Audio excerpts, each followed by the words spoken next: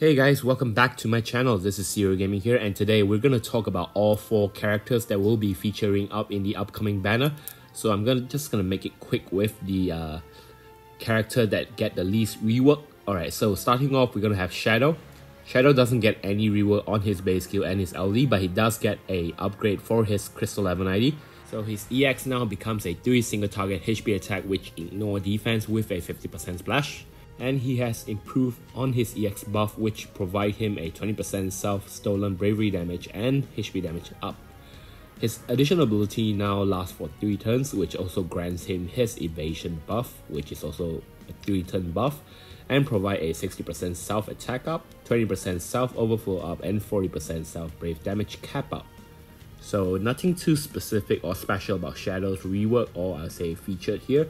He's a very powerful single target damage dealer with a lot of free skills and free turns in his kit, and he also has very powerful evasion, so he's very suitable to solo content, I guess, but you don't really need him to solo any content nowadays. But he does have a very fast animation, so if you want to use him in a speedrun without BT unit, he might be possible to be very good. Personally, I think Shadow, since he's a very standard damage dealer, but he doesn't need protection, so in that situation you can just go ham on the support to make sure that he gets as much buff and damage as much as possible. Alright, so following up with Shadow, it will be Lenna. Lenna also doesn't get any rework on her base skill and her LD, which is really not very surprising considering how good she was during her LD release. Right now, she only get an upgrade for her Crystal 1190, which is her EX, getting a 4 AoE split HP attack and improve her EX buff, which now provides her a 30% HP damage up, provided that she has no debuff in her. I mean, it's not really hard for Lenna to avoid any debuff since she has that debuff evasion. So as long as you maintain her buff, this is always active. And she also get an upgrade on her additional ability, which batteries the entire party and now has an extended effect up to 7 turns, which provides a 10% party max bravery up, party brave gain up, and party overflow up.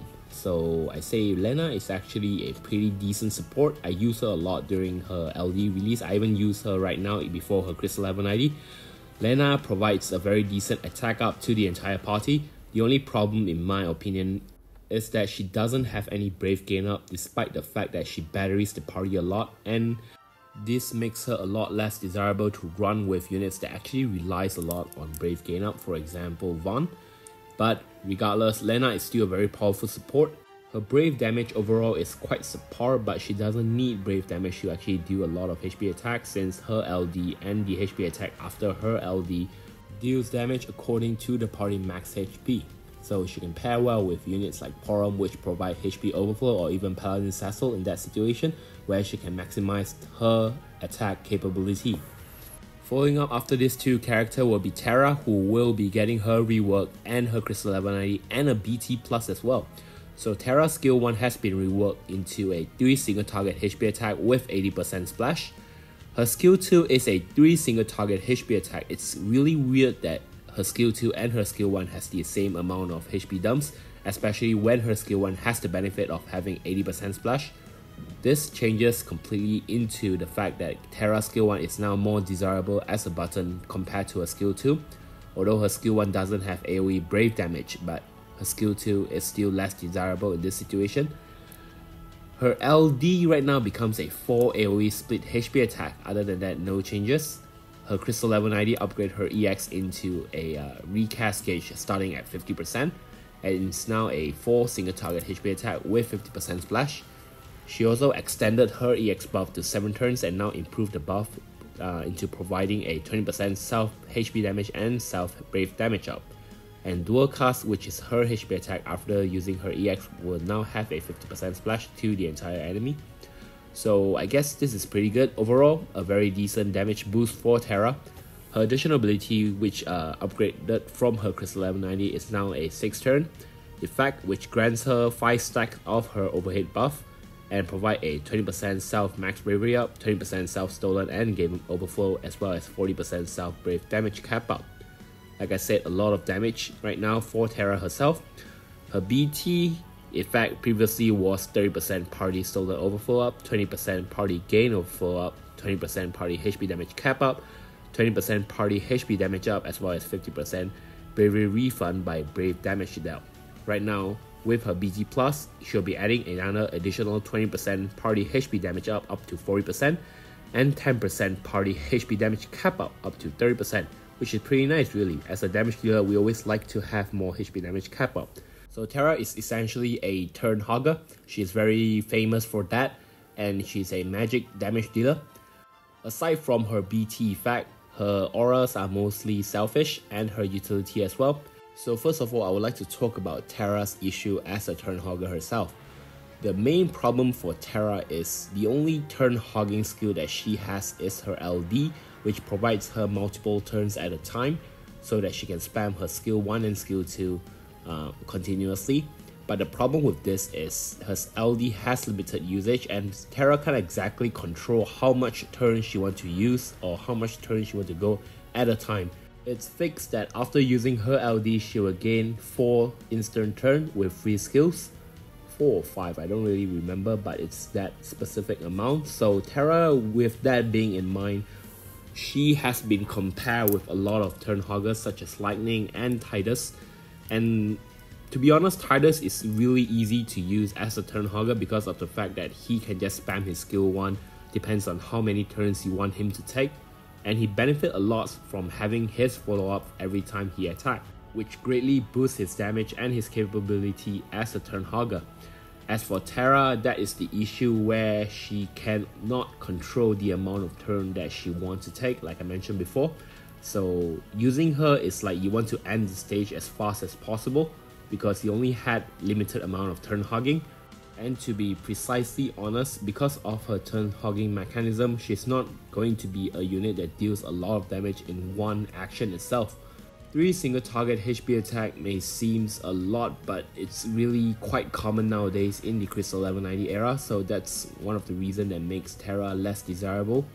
Her EX has the highest amount of HP attack together with her LD, which now has 4 single target HP attack, which make her EX more of a favorable button compared to her skill 1 and her skill 2 for you to press during her LD phase active. Aside from that, I don't think Terra has a very desirable kit right now for most people.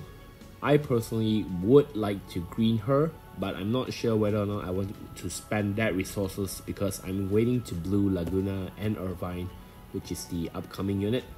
And normally I only green unit that I want to blue, but Terra might be an exception because I really want to use her in certain stages. But we'll see how it goes because I already blue and green Tidus. It's not really that efficient to have these 2 common units together.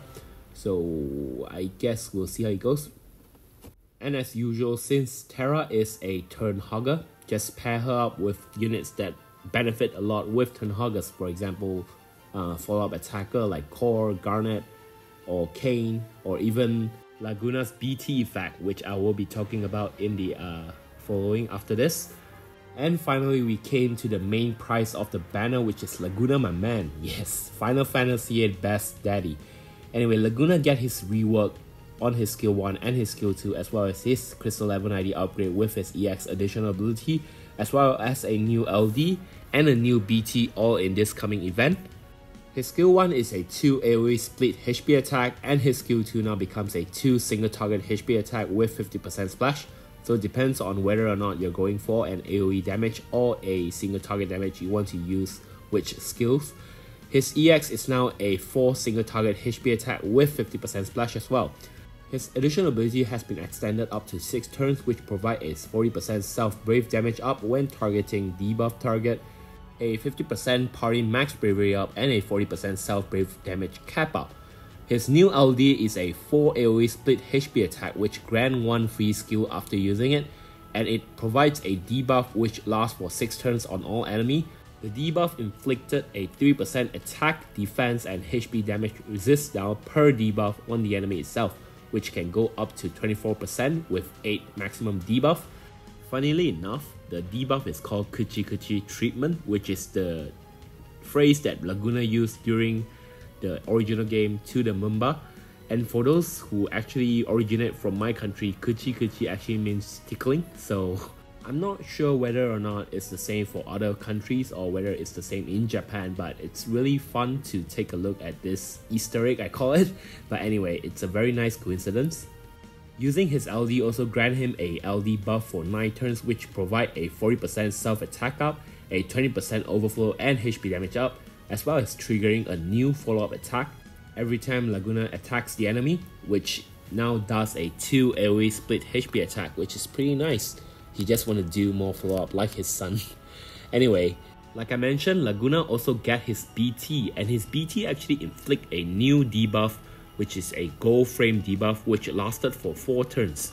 It is a 50% defense down to all enemy, a 20% HP damage resist down to the enemy as well, and triggers a trap attack follow-up every time the enemy receive a bravery or a HP attack. Which is pretty nice really, because it means that Laguna has more follow-up with his BT. This trap attack is actually a AoE HP attack based on 300% of Laguna attack, and if you BT plus Laguna is actually based on 500% of his attack. So the BT effect from Laguna is also pretty nice, which is a 6 turn BT effect. It provides a 20% party brave damage cap up and a 4% party HP damage cap up per debuff, depends on the enemy itself. So it can go up to 32% HP damage cap up if the enemy has a maximum debuff of 8 debuff. So he's sort of like a reverse Ramza, where his HP damage cap buff or BT effect is based on the debuff instead of the buff on the party. Sadly though, he's a tactic keystone which reduces the enemy stats, but his high armor plus actually provides him an additional 25% HP damage cap up, so it's pretty nice I guess. So Laguna is very flexible damage dealer and a debuffer as well. The main problem of him as a unit is that he provides too many debuffs, so units that actually has a lot of debuff in their kit might be rendered crippled by Laguna's amount of debuff. Coupling with his original kit, his LD and his BT debuff, he can go up to 6 frame debuff, which can take up a lot of space, especially when you're trying to run core units that actually provides a lot of debuff in their kit, like Detalian or even Ferris. So Laguna might cripple that effect. Laguna also has a lot of good debuff, so you might want to save your slot for him instead of having other units take over those debuffs so that he can't apply those good debuff that he has. If you're running Laguna, you want to capitalize that LD follow-up and that LD debuff as well as that BT debuff of course. So try to at least leave 6 space for Laguna so that he can apply those debuffs safely without having to worry about the enemies not getting the debuff that you intended him to get. Regardless, aside from the debuff situation, Laguna is a very flexible unit to run with. He deals very high damage, he has a very good BT effect, he runs really well with Turn Hoggers because of his follow-up trap attack. So I would say Laguna is very flexible in the party as long as you maintain his debuff well. He only has a 4 turn gold frame debuff for his BT trap attack, so you might want to be careful not to let the enemy get too much turns, since even with his BT plus he can go only up to 8 turns. So if the enemy is a type of unit that wants to get turn or get a lot of free turns or free skills like the one that we get from Behemoth itself, it might be less favorable for Laguna since his debuff can be easily fall off. Laguna is actually a lot more similar than Squall that you might think they are, since they're father and son after all. He has no brave game in between his HP dumps, so that's a very sad part to be similar at, sadly, but still he's dealing a very good damage, so unless you're running him later down the line in the Shinyu era, his damage is still sufficient enough for you to run through smoothly throughout the Lufenia Plus era. Although do take a side note that his BT plus trap attack, which is triggered from his personal attack, is also multipliable by the FR multiplier, which sadly XDev weirdly doesn't have this kind of effect, so I guess Laguna one-up him even more in that situation. So aside from Ramza and Zac, Laguna is just, in my opinion, another very powerful BT user to have. I have it in my JP. I even run him during the middle stage of Shinyo era, but I haven't been using him for quite a while right now. But he's still really good because, like I said, the follow-up does end up multiplying with the FR charges as well. So in stages, especially like 6-man, where you can just swap him in, apply his debuff, and then swap him back up. So yes, Laguna, definitely very worthwhile banner for me. It's just going to be my next Final Fantasy VIII collection in my roster, along with Irvine, which is coming right after him.